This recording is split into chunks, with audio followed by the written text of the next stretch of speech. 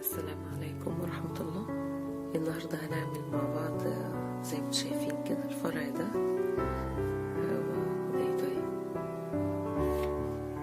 هو يعني عاملينه زينة رمضان، يعني ان شاء الله كل سنة وانتم طيبين. اللهم بلغنا رمضان يا رب، احنا بخير كلنا جميعا. انا عملت الفرع بيتكون من مثلث الجراني وفانوس، يعني مثلث وبعدين فانوس وهكذا لحد ما خلصت نهاية الفرع بالشكل ده. هنشوف هنعمله ازاي مع بعض دلوقتي. كل حاجة هنعمل فانوس لوحده والمثلث لوحده، وهوريكم طريقة توصلهم مع بعض بالشكل ده، وسهل جدا اسهل ما يكون. يعني انا عاملاه بأبسط طريقة عشان كلنا نقدر نعمله مع بعض زي ما انتم شايفين، وان شاء الله نعلقه ونشوف مع بعض بيتعلق ازاي برضه. يلا نشوف مع بعض. السلام عليكم ورحمة الله. النهاردة هنكمل مع بعض بقية الفرع اللي احنا عملناه ده بالشكل ده معاكم. كنا عملناه عبارة عن مثلث جراني وفانوس. الفرع كله عبارة عن واحد مثلث واحد فانوس بالشكل ده. احنا عملنا مع بعض الفانوس في الفيديو اللي فات، ان شاء الله دلوقتي نعمل المثلث. هو سهل جدا برضو، مفيهوش اي حاجة. نعمل عقدة البداية ونعمل 4 سلاسل، 1 2 3 4. عملنا 4 سلاسل دلوقتي مع بعض. اخر سلسلة هنقفلها، عايزين نقفل ال4 سلاسل دول بدايرة، فهنقفلهم بمنزلقة. المنزلقة اللي هي يعني هندخل بالإبرة في أول غرزة هي معانا. دخلنا في أول غرزة، هنسحب الخيط ونطلع من من أول سلسلة وآخر سلسلة. يعني ربطنا ال4 سلاسل ببعض. تاني نعملهم مع بعض. عملنا ال4 سلاسل، معلش نعملهم تاني. 4 سلاسل، وعشان نربط ال4 سلاسل مع بعض اسمها المنزلقة، هناخد الإبرة كده ندخل في أول سلسلة. دخلنا أول سلسلة، نسحب بقى الخيط ونطلع من أول سلسلة. دي أول سلسلة ودي آخر سلسلة أو الحلقة. هناخد الخيط ونطلع من الحلقتين دول.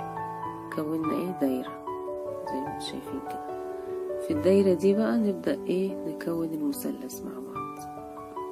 هنرتفع الأول ب3 سلاسل، 1 2. هو عبارة عن تكرار للعمود. يعني المثلث ده كله عبارة عن اني بعمل تكرار لغرزة العمود زي ما انتم شايفين كده. هعمل تكرار لغرزة العمود. فاحنا ارتفعنا ب3 سلاسل، عارفين غرزة العمود طبعا ارتفاعها 3 سلاسل. وندخل بقى جوه الدايرة دي عشان نبدأ نكون المثلث. هندخل نعمل اول عمود اهو معانا. المفروض نلف الاول اول عمود، يعني بنلف الخيط على الابرة وندخل جوه بقى الدايرة اللي عملناها ونسحب الخيط. كل ده واحنا ماسكين الدايرة بايدينا اهو عشان ما تطلعش، ونسحب الخيط من حلقتين ويتبقى معانا حلقتين. نسحب الخيط تاني من الحلقتين الباقيين، يبقى اول عمود معانا، والارتفاع ده بنحسبه كمان عمود. يبقى احنا كده يعتبر معانا عمودين، الارتفاع وعمود. وعايزين نعمل عمود كمان بالشكل ده. دي تاني عمود. خلاص عملنا عمودين وارتفاع اللي هو 3 سلاسل. نعمل بقى دلوقتي 3 سلسلة. دي 1 2 3. وبعدين نرجع جوه الدايرة تاني. الدايرة بتاعتنا هنا اهي، شايفينها معايا. ندخل جوه الدايرة. عملنا 3 ارتفاع سلسلة وعمودين، وعملنا 3 سلسلة تاني. ندخل بقى جوه الدايرة تاني نعمل 3 عمود. هنلف اول حاجة ادي عمود،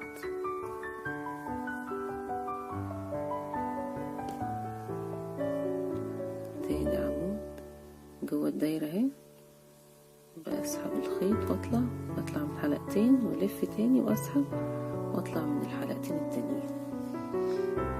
ده ايه عمودين اهو، نعمل عمود كمان، نلف الخيط وندخل جوه الدايرة، شايفين الدايرة هنا، ونطلع نسحب الخيط تاني يطلع من حلقتين. دي غرزة ايه العمود بلفة، عمود بلفة ماشي. وبعدين تاني يبقى احنا عملنا ايه الشكل ده، هنعمل تاني ايه 3 سلسلة، 1 2 3. احنا كل ده بنكون في المثلث، بنحاول نكون ايه 3 حلقات بتوع المثلث. عملنا 3 ايه سلسلة، ندخل تاني جوه، نلف الخيط على الابرة ونعمل 3 عمود تاني جوه ايه، جوه الدايرة اللي عملناها دي 3 عمود. ادي اول عمود 2.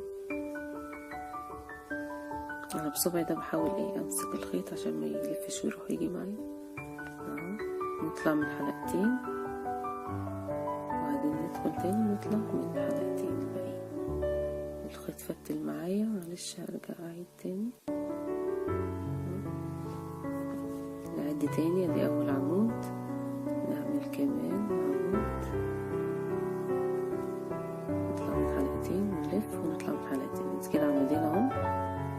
نعمل 3 عمود معايا جوه الدايرة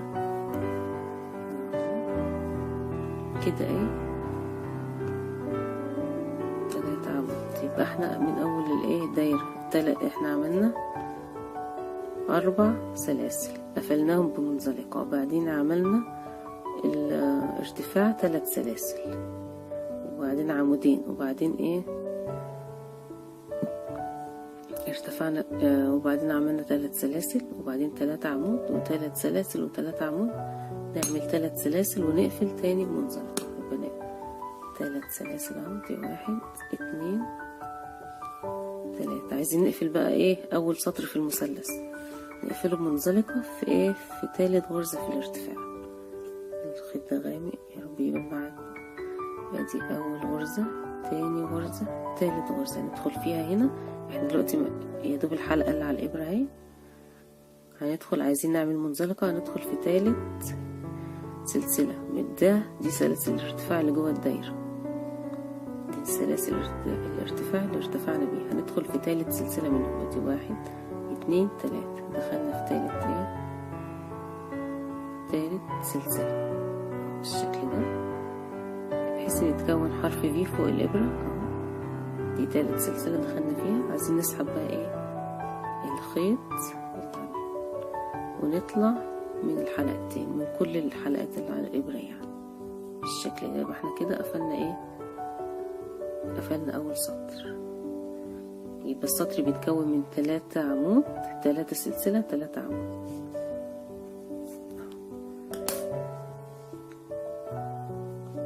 السطر اهو بيتكون من ايه 3 عمود زي ما انتم شايفين، وبعدين 3 سلسلة، 3 عمود، 3 سلسلة، 3 عمود، ونقفل ب3 سلسلة ونقفل ايه بمنزلقة. خلصنا كده اول سطر اللي هو ده خلصنا ال3 حلقات دول. نكمل بقى بقية المثلث بالشكل ده. انا عايزة اكمل المثلث، عايزة اكمله بالفراغ ده. هوصله ازاي بقى؟ هوصله بمنزلقة. هي غرزة المنزلقة ان شاء الله هعمل عليها فيديو، هي سهلة، هي الحلقة الاساسية على الابرة اهي. فانا عايزة المنزلقة ده بتنقل من غرزة للتانية، بيسموها الايه الغرزة النائمة. يعني هي ما بتبقاش لها ارتفاع، هي بتدخل تحت حرف الفي بالشكل ده. بندخل اهو بالابرة، هي حلقة واحدة على الابرة اهي. بندخل، عايزة انا اوصل للفراغ ده من غير ما ارتفع، عايزة اوصل للفراغ ده عشان ابدأ السطر الجديد من غير ما ارتفع. فهلجأ لاني اعمل منزلقة في كل غرزة تقابلني، هعمل منزلقة لحد ما اوصل للايه للفراغ. فهدخل في كل غرزة تحت حرف الفي اهو، اسحب الخيط بالشكل ده، واسحبه برضو من ايه من الحلقة اللي على الابرة. يبقى هي دي اسمها غرزة المنزلقة. طبعا مش باينة لان هي ملهاش ايه اي ارتفاع، هي احنا كونا بس مجرد ما كونا حرف الفي كمان كده. وفي كل غرزة ادي حرف الفي التاني اهو، هدخل فيه واسحب كمان من الايه من الحلقة اللي على الإبرة لحد أنا وصلت لحد الإيه اللي أنا عايزة أوصله الفراغ ده، عشان أنا هبدأ السطر الجديد من الفراغ. سحبنا الخيط وطلعنا كمان من إيه، من خلاص كده خلصنا أول إيه، أول سطر معانا. تاني سطر بقى نرتفع ب3 سلسلة. ممكن نغير اللون من دلوقتي، ممكن نخليه مثلا زي ده، يعني ايه سطرين ورا بعض بلون والسطرين اللي بعدين بلون، او ممكن كل سطر نخليه بلون بالشكل ده. انا هكمل السطر ده كمان بنفس اللون. هنرتفع بايه، من الفراغ بقى اللي احنا وصلنا للفراغ دلوقتي اهو، اللي بين ال3 عمود. هنرتفع ب3 سلسلة، 1 2 3، وبعدين نعمله ايه 2. هنعمله يعني في كل فراغ غرزة اسمها صدفة. الصدفة دي بتتكون من 3 عمود، 2 سلسلة، 3 عمود. دي طبعا سلاسل ارتفاع بنحسبها عمود، يبقى دي ايه، يعتبر عملنا عمودين. وادي التالت عمود في نفس الفراغ اهو، بعمل 3 عمود، وبعدين خلصنا الارتفاع و2 عمود، يعتبر 3 ايه عمود. هنعمل 2 سلسلة، دي 1 2، وفي نفس الفراغ ده هنكمل برضو 3 عمود. في نفس الفراغ بندخل فيه هنكمل ايه 3 عمود. ده اسمه مثلث الجراني.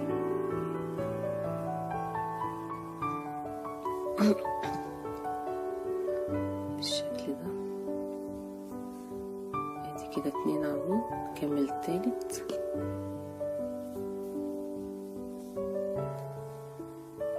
اهو كده ايه، شوف خد زاوية، خد شكل زي ما انتم شايفين كده، شكل زاوية. نعمل بقى بعد ما خلصنا غرزة الصدفة دي اسمها صدفة، بعد ما خلصناها نعمل ايه 2 سلسلة عشان نروح للفراغ التاني ونعمل صدفة كمان. يبقى كده 2 سلسلة، ندخل في تاني فراغ ونعمل فيه ايه 3 عمود، سلسلتين 3 عمود. يبقى تاني فراغ دخلنا فيه بالشكل ده اهو، نعمل ايه 3 عمود، سلسلتين 3 عمود، 3 عمود، وبعدين اعمل 2 سلسلة، وبعدين اعمل ايه 3 عمود تانيين. ودي بنسميها غرزة الصدفة، هي تكرار لغرزة ايه العمود بلفة بالشكل ده. نعمل كمان 3 عمود بلفة، نقول عليه عمود ولفة.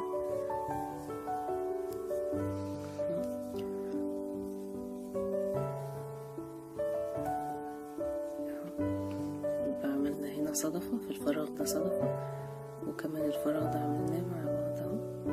فاضل لنا فراغ كمان اللي هو هنا، هنعمله برضو فيه صدفة. عشان نوصله له نعمله ايه 2 سلسلة. ادي 1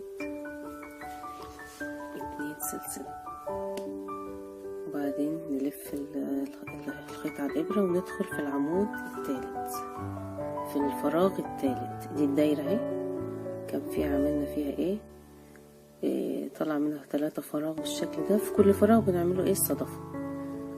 الصدفة دي بتتكون من 3 عمود، 2 سلسلة، 3 عمود. بالشكل ده هيوضح معانا شكل المثلث دلوقتي قدامكم، هيبقى باين قدامنا دلوقتي.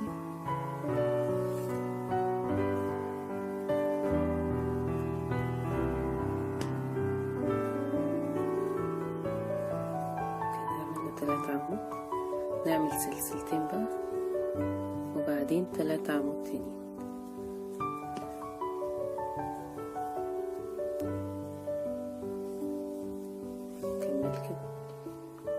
يستحسن بقى نغير اللون عشان ايه شكل المثلث بيبقى احسن بالالوان الكتير. يعني احنا عملنا سطرين دلوقتي، خلصنا اهي، خلصنا 3 العمود، يبقى هنا عملنا ايه 3 عمود، 2 سلسلة 3 عمود. عشان نوصل بقى نقفل المثلث هنعمل 2 سلسلة، 1 2 سلسلة. وبعدين هنا طبعا ايه ال3 سلسلة اللي عملناهم ارتفاع، هندخل في 3 سلسلة ونعمل منزلقة. ودخلنا في 3 سلسلة منزلقة اللي هي بنسحب الخيط ونطلع من الحلقة من الايه من كل الحلقات اللي على الابرة بالشكل ده اهي كده. ايه قفلنا بمنزلقة، يبقى المثلث واضح معانا هنا بالشكل ده. بس انا عشان ابدأ لازم ايه نبدأ من الفراغات اللي في النص، يعني مش هرجع بالشمال من هنا، لا مش هرجع بدي، لا عايزة اوصل لايه لزاوية المثلث بالشكل اللي هنا. فعشان اوصل تاني للمثلث الزاوية دي لازم اعمل ايه امشي بمنزلقة بين ايه على كل غرزة 1 2، عايزة امشي على ال3 غرز دول بمنزلقة. يعني احنا قفلنا دلوقتي بمنزلقة، كمان المنزلقة اللي هي ايه الغرزة النائمة، همشي على تحت كل حرف الفي هدخل كده واعمل منزلقة عشان اوصل للفراغ اللي انا عايزاه. وبعد كده نغيره لون ايه، ودي حرف الفي اهي المنزلقة، هشد يعني الخيط واطلع من الحلقة اللي على الابرة. وعايزين احنا يعني قدامنا لازم نعمله منزلقة عشان نوصل للفراغ الاخير ده. بس انا المنزلقة بقى الاخيرة دي هعملها بلون تاني عشان ندخله ايه لون جديد للغرزة. نسحب اللون ده مثلا، معنا لون تاني اهو. احنا دلوقتي الايه الخيط والابرة هنا والشغل بتاعنا، جبنا بقى الخيط الجديد هلفه على صوابعي كده واسحبه بالخيط، لفيته على صوابعي بالشكل ده. هسحب بقى الخيط هنا جوه الحلقة دي وبدخل اعمل بيه منزلقة جوه الفراغ. امسك بقى الخيط اللي انا بشتغل بيه على ايدي اهو اللي هو ده، وبقية الخيط الباقي امسكه هنا وامشي بمنزلقة بالخيط الجديد اهو كده بالشكل ده.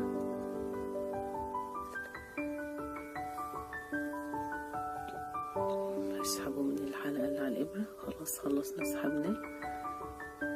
هنقص بقى الايه الخيط اللي احنا كنا مستعملينه، نقصه اللي هو ده عشان ايه نشتغل بالخيط التاني. قبل ما نشتغل الطرفين اللي هم الباقيين دول نربطهم في بعض بس عشان ايه نثبت الشغل بتاعنا. بس نكمل بقى ما يهمناش دلوقتي. خلاص الطرفين القصيرين اهو مش دعوه بيهم، خلاص الخيط اللي انا هشتغل بيه احطه على ايدي وارتفع. جينا احنا وصلنا الفراغ بايه بمنزلقه، عملنا منزلقه 2 والتالت منزلقه اللي هي في الفراغ عملنا بيها باللون الجديد. ونرتفع ب3 سلسله ارتفاع ايه العمود بلفه دي 1 2 3. وهنعمل هنا زاويه المثلث اهي دي هعمل فيها ايه صدفه برضو، يعني ايه 3 عمود بلفه سلسلتين 3 عمود بلفه. يبقى احنا عملنا دي 1 ارتفاع بنحسبه عمود بلفه، ونعمل 2 عمود بلفه كمان عشان يبقوا 3 1 2. وبعدين 2 سلسله وبعدين 3 تاني عمود بلفه جوه ايه جوه الفراغ ايه الاولاني اللي احنا وصلنا له ده، اللي هي الفراغ ده بيبقى الزاويه بتاعه المثلث اللي احنا هنعمل 1 2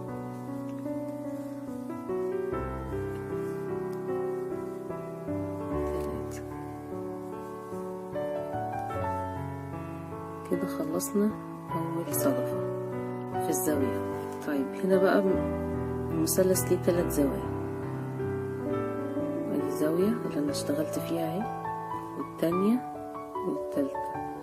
بس في ايه في فراغات بقى هتقابلنا، فراغ على الاضلاع بتاعة المثلث 3 فراغات. في كل فراغ مش هعمل صدفة زي دي مش هعمل صدفة، لا هعمل 3 عمود بس. دي صدفة بعملها بس في زوايا المثلث، 3 زوايا بتوع المثلث هنا، 1 2 والتالتة اللي انا عملتها. الفراغات بقى اللي في النص، اي فراغ هيقابلني هعمل فيه 3 عمود بس، مش هعمل اكتر من كده. وعشان اوصل للفراغ طبعا هعمل 2 سلسلة، دي 1 2. وصلنا للفراغ اهو، هعمل فيه 3 عمود بلفة. ادي 1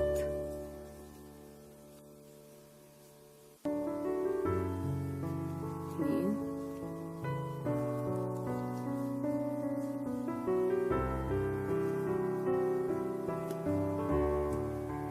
وادي التالت عمود بلفة. ده في الفراغ. طبعا هنوصل بقى للايه، عايزين نوصل لزاوية المثلث ونعمل ايه، نعمل صدفة. فهنعمل هنا 2 سلسلة عشان نوصل للزاوية، وبعدين ندخل الفراغ هنا نعمل صدفة. ندخل هنا في زاوية المثلث نعمل ايه، صدفة.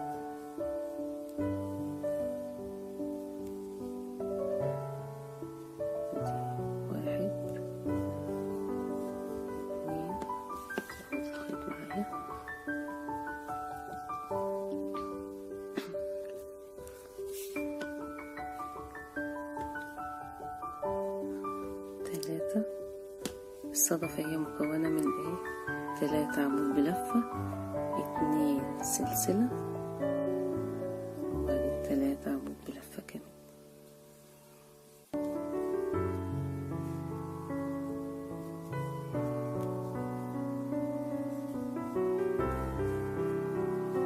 وبقية المثلث هيبقى بنفس الشكل ده بقى. يعني احنا عرفنا النظام اللي ماشيين بيه ايه. لو كل فراغ على الضلع هنا، كل فراغ هنا هنعمل فيه 3 عمود بلفة. وطبعا عشان نوصل له بنعمل 2 سلسلة، وندخل في الفراغ ده نعمل ايه، 3 عمود بلفة. وصلنا لزاوية المثلث بنعمل ايه، صدفة زي دي وزي دي. وهنا الفراغ اللي في الضلع ده بنعمل فيه 3 عمود بلفة، وبين اللي بعديه بنعمل 2 سلسلة، 2 سلسلة، 3 عمود بلفة، 2 سلسلة، صدفة. نعمل 2 سلسلة تاني ونوصل للفراغ، 3 عمود بلفة، 2 سلسلة، وبعدين نعمله صدفة هنا، وهكذا. ومهما نكبر بقى بنمشي بنفس ايه النظام ده. هكمل معاكم. وصلنا لآخر فراغ معانا، عملنا سلسلتين، وندخل بقى في آخر فراغ نعمل 3 عمود بلفة.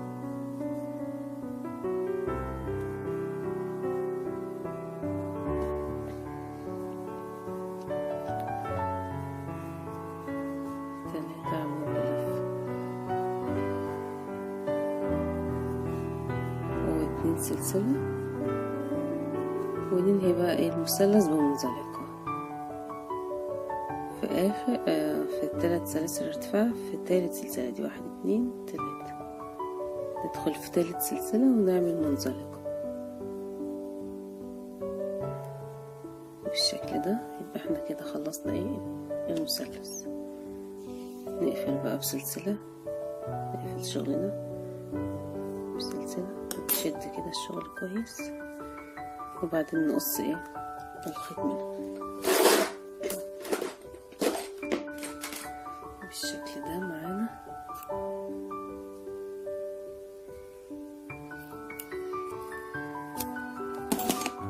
بس بالشكل ده زي ما شايفين، وبقى اتكون معانا ايه المثلث. طبعا ده بيتنضف بقى في الاخر، وهنركبه بنفس الشكل مع المثلثات دي بالحشو، وهنشوف مع بعض بنركبهم ازاي في الحشو.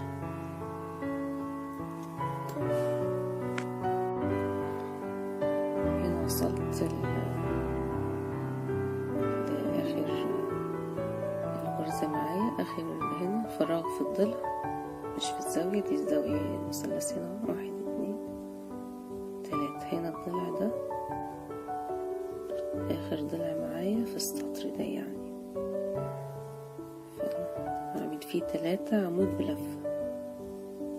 الضلع بعمل فيه 3 عمود بلفة، والزاوية بعمل فيها ايه صدفة.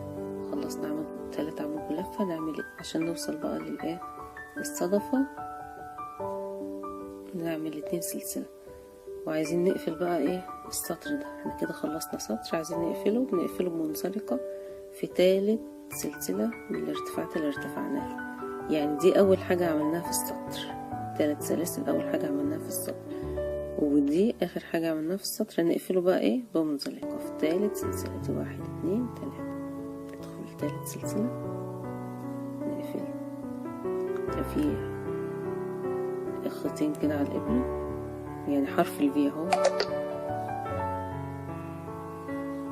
نسحب ونطلع ايه، نسحب الخيط ونطلع من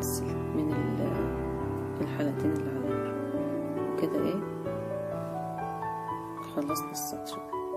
عايزين نرتفع بسطر جديد، ما ينفعش نرتفع غير من الفراغ ده من الزاوية، فهنفضل ماشيين بمنزلقة فوق كل سلسلة. نعمل منزلقة، المنزلقة اللي هي ايه، هنشد نسحب الخيط ونطلع من الحلقة اللي على الابرة. تاني ندخل عند حرف الفي، نسحب الخيط ونطلع من لحد اخر حاجة هنا في الفراغ ده، ندخل ونطلع من الحلقة اللي على الابرة. وصلنا كده للفراغ بالشكل ده. المنزلقة طبعا ملهاش اي ارتفاع، ما حسيناش ان احنا عملنا اي غرز جديدة، عشان كده بيسموها الغرزة النائمة، لان هي ايه ملهاش متبقاش باينة خالص، هي يعتبر احنا ما عملناش حاجة اهي. احنا بس كنا عايزين نوصل للفراغ ده عشان نكمل سطر جديد مع بعض. نرتفع بقى ب3 سلسلة اللي هو ارتفاع السطر الجديد للعمود بايه بلفة. 3 سلسلة هنعمله هنا ايه صدفة في الفراغ اللي هو في الزاوية، نعمله صدفة تاني ونبدأ بقى نكمل هنا صدفة، والفراغ ده نعمله ايه 3 عمود بلفة، ونوصلهم ببعض طبعا بايه ب2 سلسلة. هنعمل مع بعض نكمله مع بعض اهي. ادي هنا نعمل 3 عمود بلفة، طبعا الارتفاع حسبناه عمود بلفة يبقى نكمله 2 بس. 1 2 لان احنا حسبنا العمود 3 سلاسل ارتفاع، حسبناها ايه حسبناها عمود بلفة. ادي 3 كده هنا اهو، نعمل بقى 2 سلسلة ده عشان بنعمله ايه الصدفة. 2 سلسلة ونكمل 3 عمود.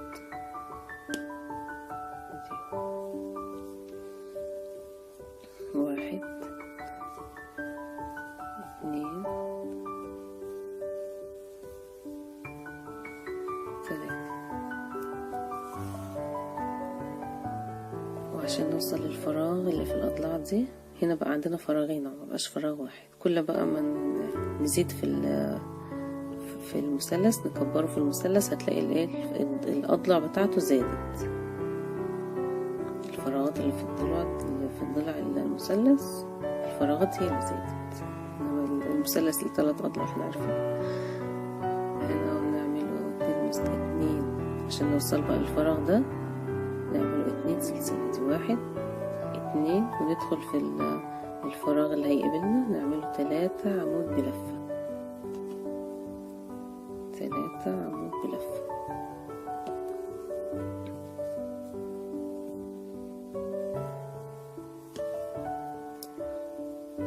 ونعمله تاني 2 سلسلة عشان نروح للفراغ اللي بعديه.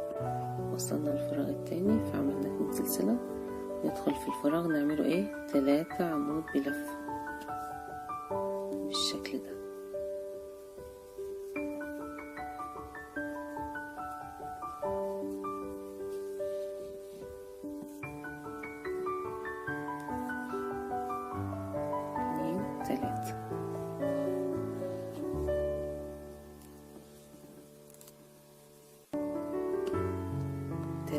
نعمل بقى 2 سلسلة عشان نوصل للصدفة او للزاوية بتاعة المثلث، نعمله فيها صدفة. الزاوية هنا اهي ندخل فيها نعمل ايه صدفة اللي هي ايه 3 عمود بلفة 2 سلسلة 3 عمود بلفة، دي اسمها الصدفة. 3 عمود بلفة 2 2 سلسلة 3 عمود بلفة. دي بس بتتعمل في زاوية المثلث، انما الفراغات اللي في ضلع المثلث ايه بنعمل فيها ايه 3 عمود بلفة بس. 2 سلسلة 3 عمود بلفة.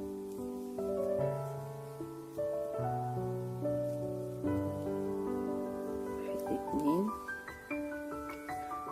3 وبعدين 2 سلسلة عشان اوصل للفراغ. 2 سلسلة عشان ايه نوصل للفراغ ده ونعمله 3 عمود بلفة. 3 عمود بلفة.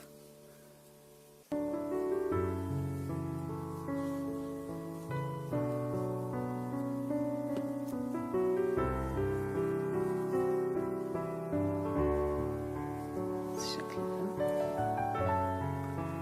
عملنا 3 نعمل 2 سلسلة عشان نروح الايه الفراغ اللي بعديه.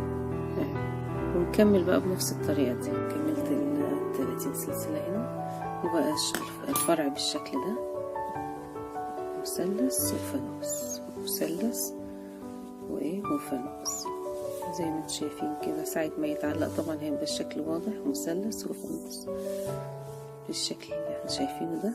نغير بقى الالوان، نعمله بالوان اللي احنا عايزينها بالشكل ده. والفرع معانا اهو بدايته ونهايته. طبعا بقى شكله حلو قوي لما يتعلق بالشكل اللي احنا شايفينه ده. نغير الالوان، نغير ممكن نعمل المثلث كل سطر بلون مختلف، هيبقى كمان جميل وحلو قوي. وان شاء الله كل سنه وانتم طيبين. ربنا ما بلغنا رمضان يا رب. وحاولوا تعملوه بجد. انا اخترت حاجات سهله جدا عشان يعني الكل يحاول يجربه، وان شاء الله تتوفقوا كلكم وتقدروا تعملوا احسن حاجه باذن الله. شكرا. دلوقتي هنشوف مع بعض نعمل ازاي الشراشيب اللي احنا شايفين اللي احنا عملناها دي هنا. هحاول اوريها لكم دلوقتي معايا نعملها ازاي. انا هحتاج بس ورقه زي ورقه كرتون، ورقه كراسه. انا تنيتها بالشكل ده. هحتاج يعني طول معين، الطول اللي انا عايزه اعمل بيه بقى الشراشيب هتبقى مثلا الطول ده، يبقى هحتاج الكراسه بايه بالطول ده زي ما انتم شايفين كده. فانا هجيب الورقة بالشكل ده واحط عليها الخيط، طرف الخيط معايا هنا، والف عليه الخيط كذا مرة بقى. مثلا 1 2 3 4 بحجم الشراشيب اللي احنا عايزينها. 5 6 7 8 9. انا هعمل 10 لفات بالشكل ده وبعدين اقص.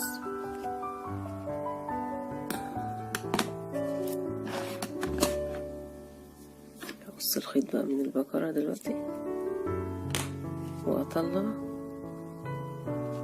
الخيط من على الورقة بالشكل ده. كرتونة بقى، ورقة، اي حاجة بشكل مستطيل او مربع بالشكل اللي شايفينه ده، هلف عليها الخيط بقى بالشكل اللي احنا شايفينه ده. عايزة بقى اقصه من المنطقة دي او من الزاوية الناحية التانية هنا مثلا. ادي بنقص كده ندخل. عايزين نقص الخيط كله اللي احنا لفيناه.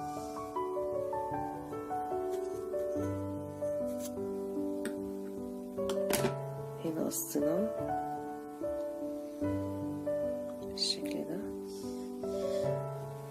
ونساويه بقى. دي زينة احنا نسويه مع بعض كده عشان يبقى طول واحد، وفي الاخر برضه هنقصه وبعد ما نركبه يعني نسويه بقى في الاخر تاني. هنمسكه بقى بالشكل ده، جبناه وهنحطه هنا في المثلث في الفراغ ده. هنجيب ابرة وندخل في الفراغ اللي احنا عايزينه اهو، مثلث معانا اهو. وانا دخلت في الفراغ اللي تحت ده، عايزة ادخل بالابرة هنا واسحب الخيط كله. فهدخل كده اسحب كل الخيط بالفراغ زي ما احنا شايفين كده. هدخل الخيط معايا اتأكد ان هو كله دخل معايا هنا، واحاول اسويه.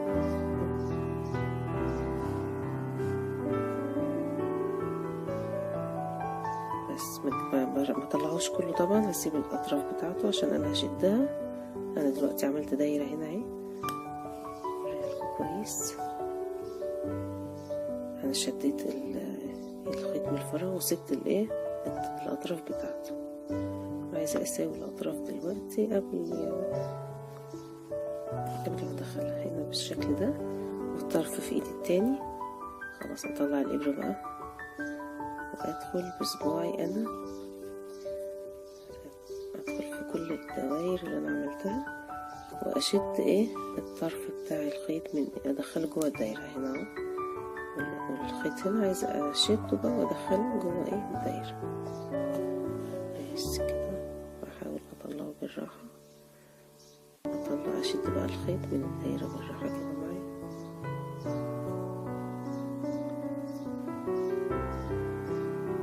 ادخل كله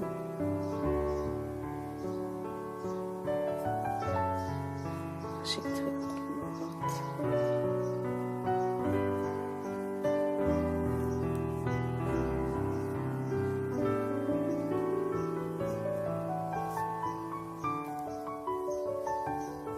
زي ما انتم شايفين انا شدت للاخر اهو،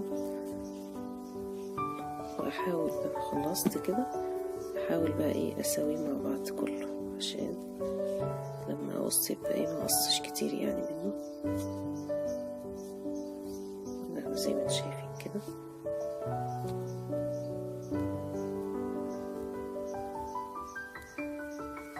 بس. احاول اخلي بقى بالمقص دلوقتي اديله طول واحد بالشكل ده.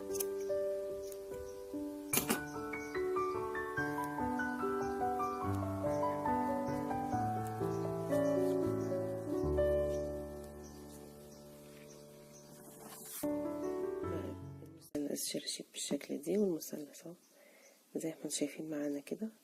هي الشراشيب يعني بتدي شكل احلى للفرع، يبقى معمول كده يبقى احلى بكتير اهو. زي ما احنا شايفين انا عملت المثلثات كلها، وادي بداية الفرع معانا، وادي الشراشيب. طبعا هو الخيط تخين فتلاقي يعني انا محاولة اعمل بخيط سميك شوية عشان الفرع يبان ويبقى كبير معايا.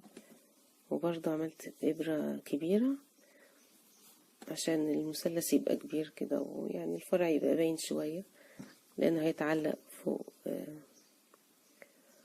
في مكان عالي، فالمفروض الكل يشوفه بقى يبقى كبير شوية يعني بالشكل ده. ودي نهاية الفرع، وان شاء الله هنشوف مع بعض بنعمله ازاي ونكمل مع بعض بإذن الله. شكرا لكم.